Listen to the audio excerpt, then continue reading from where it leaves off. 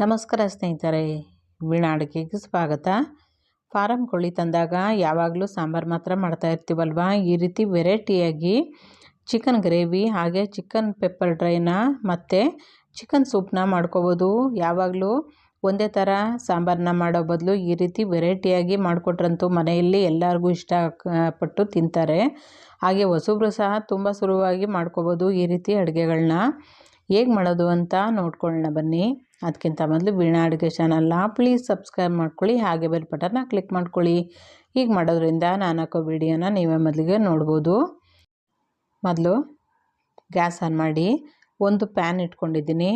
2 table ಸ್ಪೂನಷ್ಟು ಎಣ್ಣೆ ಹಾಕೋಬೇಕು. ಎಣ್ಣೆ ಎಲ್ಲ ಚೆನ್ನಾಗಿ ಬಿಸಿ ಆದಮೇಲೆ ಇದಕ್ಕೆ ಫಾರಂ ಕೋಳಿನ ತೊಗೊಂಡಿದ್ದೀನಿ. ನಾನಿಲ್ಲಿ ಉಪ್ಪು ಅರಿಶಿನ ಹಾಕಿ ಚೆನ್ನಾಗಿ ತೊಳ್ಕೊಂಡು ನೀರೆಲ್ಲ ಬಸಿದು ಬಿಡಬೇಕು.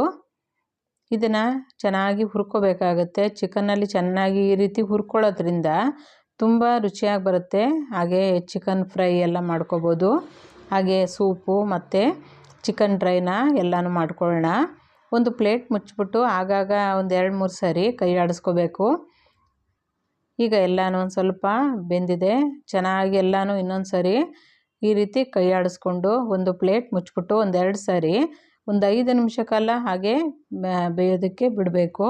ಚಿಕನ್ನಲ್ಲೂ ಸ್ವಲ್ಪ ನೀರು ಬಿಟ್ಟಿದೆ ಅಲ್ವಾ, ಇದೆಲ್ಲ ಚೆನ್ನಾಗಿ ಹೀರ್ಕೊಳ್ಳೋವರೆಗೂ ಹುರ್ಕೋಬೇಕಾಗತ್ತೆ.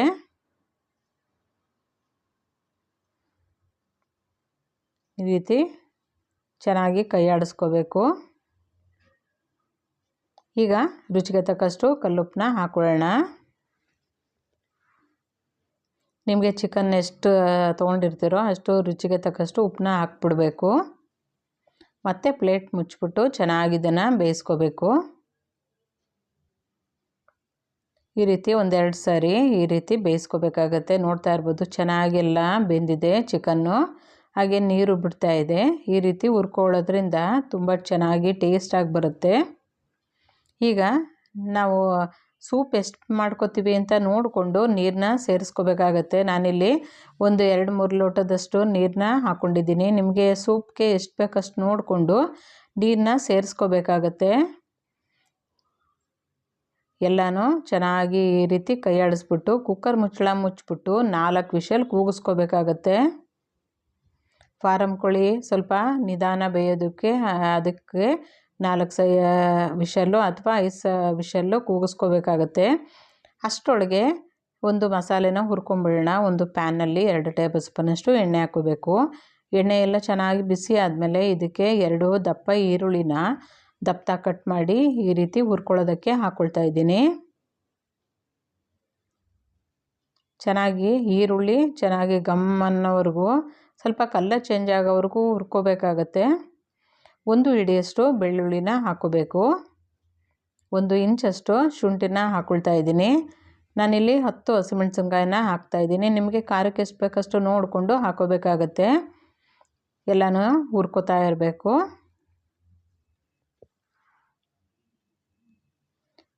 ಈಗ ಇದಕ್ಕೆ ಹಸಿ ತೆಂಗಿನಕಾಯಿ ತುರಿನ 1 ಹಿಡಿಯಷ್ಟು ಹಾಕ್ಕೊಳ್ತಾ ಇದ್ದೀನಿ. ಕಾಳುಮೆಣಸು 1 ಟೇಬಲ್ ಸ್ಪೂನಷ್ಟು ಹಾಕೋಬೇಕು. ಕಾಳುಮೆಣಸನ್ನು ಸ್ವಲ್ಪ ಜಾಸ್ತಿ ಹಾಕ್ಕೊಂಡ್ರೆ ತುಂಬ ಟೇಸ್ಟಾಗಿ ಬರುತ್ತೆ. ಈಗ ನಾನಿಲ್ಲಿ 1/4 ಟೀ ಸ್ಪೂನಷ್ಟು ಗಸಗಸೆ ಹುರಿದಿರೋದನ್ನ ಹಾಕ್ತಾಯಿದ್ದೀನಿ. 1 ಹಿಡಿಯಷ್ಟು ಹುರ್ಗಡ್ಲೆನ ಹಾಕೋಬೇಕು.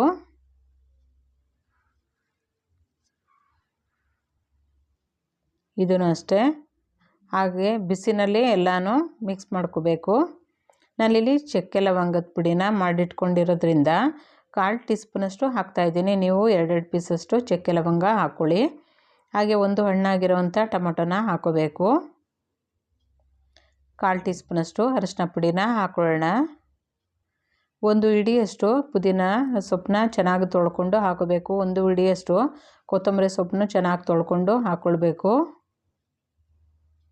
ಇದಕ್ಕೆ ರುಬ್ಬೋಕ್ಕೆ ಎಷ್ಟು ಬೇಕಷ್ಟು ನೀರನ್ನ ಸೇರಿಸ್ಕೊಂಡು ಸ್ವಲ್ಪ ತಣ್ಣಗಾದಮೇಲೆ ಇದನ್ನು ರುಬ್ಕೋಬೇಕಾಗತ್ತೆ. ಚೆನ್ನಾಗಿ ನೈಸಾಗಿ ರುಬ್ಕೋಬೇಕು. ಈಗ ಚಿಕನ್ನು ಚೆನ್ನಾಗಿ ಒಂದು 4-5 ವಿಷಲ್ ಕೂಗಿಸ್ಕೊಂಡಿದ್ದೀನಿ. ಚೆನ್ನಾಗಿ ಬೆಂದಿದೆ ಇದು. ಹಾಗೆ ರಸನೂ ಚೆನ್ನಾಗಿ ಬಿಟ್ಟಿದೆ, ನೋಡ್ತಾ ಇರ್ಬೋದು.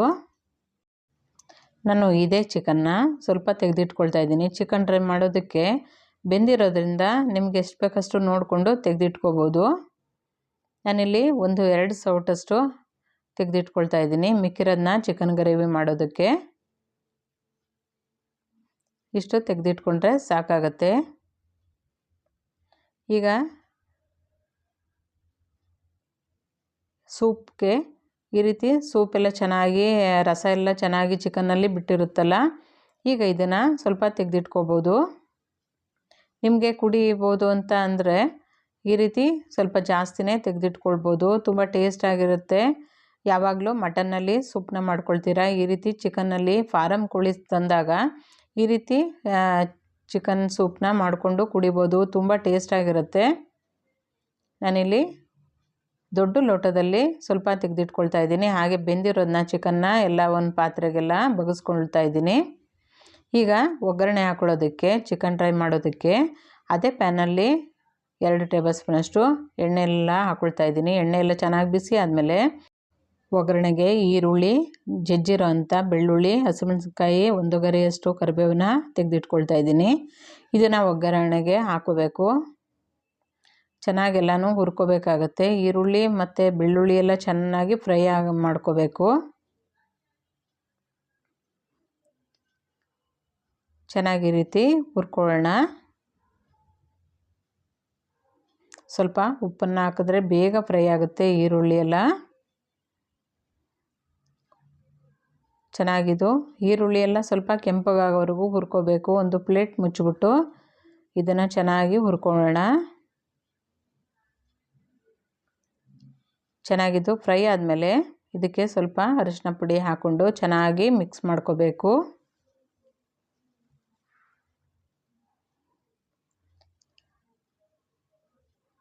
ಎಲ್ಲ ಹುರ್ಕೊಂಡಾದ್ಮೇಲೆ ಈಗ ನಾವಿಲ್ಲಿ ಫಾರಮ್ ಕೋಳಿನ ಬೇಯಿಸಿಟ್ಕೊಂಡಿದ್ದೀವಲ್ಲ ಅದನ್ನು ಹಾಕ್ಕೊಳ್ತಾ ಇದ್ದೀನಿ. ನಿಮಗೆ ಎಷ್ಟು ಬೇಕಷ್ಟು ನೋಡಿಕೊಂಡು ತೆಗೆದು ಹಾಕ್ಕೋಬೋದು. ಚೆನ್ನಾಗಿ ಒಗ್ಗರಣೆನಲ್ಲಿ ಎಲ್ಲ ಚಿಕನ್ಗೆ ಎಲ್ಲ ಹಿಡಿಯೋ ರೀತಿ ಹುರ್ಕೋಬೇಕಾಗತ್ತೆ. ಈ ರೀತಿ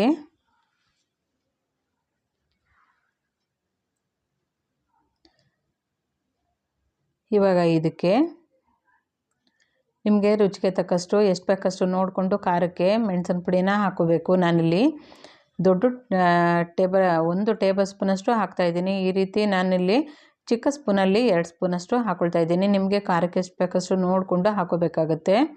ಸ್ವಲ್ಪ ಕೊತ್ತಂಬರಿ ಸೊಪ್ಪನ್ನ ಚಿಕ್ಕದಾಗಿ ಕಟ್ ಮಾಡಿ ಹಾಕ್ಕೊಂಡು ಎಲ್ಲನೂ ಚೆನ್ನಾಗಿ ಹುರ್ಕೊಂಬಿಡೋಣ.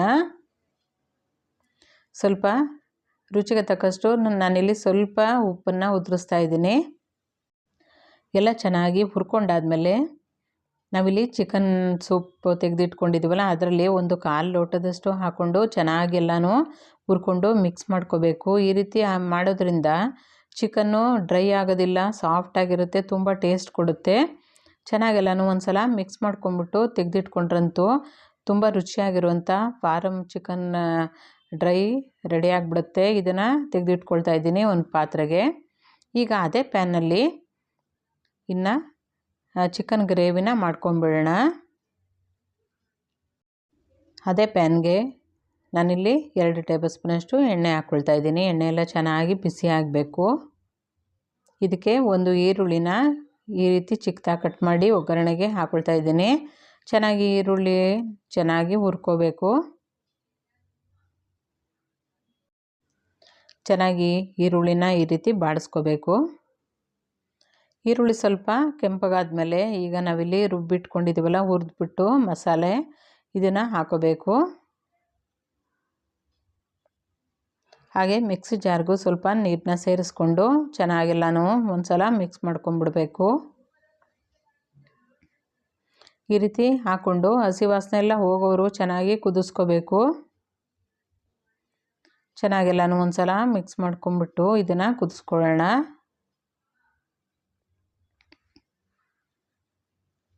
ಇದಕ್ಕೆ 1 ಟೇಬಲ್ ಸ್ಪೂನಷ್ಟು ಧನಿಯಾ ಪುಡಿನ ಹಾಕೋಬೇಕು. ಹಾಗೆ ರುಚಿಗೆ ತಕ್ಕಷ್ಟು ಕಲ್ಲುಪ್ಪನ್ನ ಹಾಕೊಳ್ಳೋಣ. ಎಲ್ಲನೂ ಚೆನ್ನಾಗಿ ಮಿಕ್ಸ್ ಮಾಡ್ಕೊಂಬಿಟ್ಟು ಕುದಿಸ್ಕೋಬೇಕು. ಈಗ ನಾವಿಲ್ಲಿ ಬೇಯಿಸಿಟ್ಕೊಂಡಿದ್ದೀವಲ್ಲ ಚಿಕನ್ನು ಅದನ್ನು ಹಾಕೊಂಬಿಡೋಣ. ಎಲ್ಲ ಬೆರೆಯೋ ರೀತಿ ಮಿಕ್ಸ್ ಮಾಡ್ಕೊಂಬಿಡಬೇಕು ಒಂದು ಸಲ.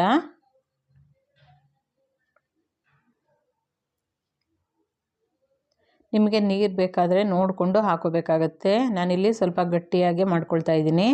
ಹಾಗೆ ಚಿಕ್ಕದಾಗಿ ಮೊಟ್ಟೆ ಇರುತ್ತಲ್ಲ, ಮೊಟ್ಟೆ ಚೀಲ, ಅದನ್ನೆಲ್ಲ ಹಾಕೊಂಡ್ಬಿಡ್ಬೇಕು. ಹಾಗೆ ಕುಕ್ಕರ್ ಮುಚ್ಚಳ ಮುಚ್ಚಿಬಿಟ್ಟು ಒಂದೇ ಒಂದು ವಿಷಲ್ ಕೂಗಿಸ್ಕೊಂಡ್ಬಿಟ್ರಂತೂ ಟೇಸ್ಟಾಗಿರೋವಂಥ ಚಿಕನ್ ಗ್ರೇವಿ ರೆಡಿ ಆಗುತ್ತೆ. ಈಗ ಸೂಪ್ಗೆ ನಾನಿಲ್ಲಿ ಒಂದು ಪಾತ್ರೆಗೆ ಚಿಕನೆಲ್ಲ ಬೇಯಿಸಿಟ್ಕೊಂಡಿದ್ದೀವಲ್ಲ ನೀರು, ಅದನ್ನು ಹಾಕ್ಕೊಂಡು ಇದಕ್ಕೆ ರುಚಿಗೆ ತಕ್ಕಷ್ಟು ಉಪ್ಪು, ಅದಕ್ಕೆ ಕಾಳು ಮೆಣಸಿನ ಪುಡಿನ ಹಾಕ್ಕೊಳ್ತಾ ಇದ್ದೀನಿ. ನಿಮಗೆ ಖಾರಕ್ಕೆ ಎಷ್ಟು ಬೇಕಷ್ಟು ನೋಡಿಕೊಂಡು ಕಾಳು ಮೆಣಸನ್ನು ಹಾಕೋಬೇಕಾಗತ್ತೆ. ಸ್ವಲ್ಪ ಕೊತ್ತಂಬರಿ ಸೊಪ್ಪನ್ನ ಉದಿಸ್ಕೊಂಡು ಒಂದು ಕುದಿ ಇದನ್ನು ಬಿಸಿಯಾಗಿ ಈ ರೀತಿ ಒಂದು ಸಲ ಕುದಿಸ್ಕೊಂಬಿಟ್ಟು ತೆಗೆದಿಟ್ಕೊಂಬಿಡ್ಬೇಕು. ಈ ರೀತಿ ಫಾರಮ್ ಚಿಕನ್ ಮಾಡಿದಾಗ ಈ ರೀತಿ ಸೂಪ್ನ ಮಾಡಿಕೊಂಡ್ರೆ ತುಂಬ ಚೆನ್ನಾಗಿರುತ್ತೆ, ತುಂಬ ಟೇಸ್ಟ್ ಕೊಡುತ್ತೆ.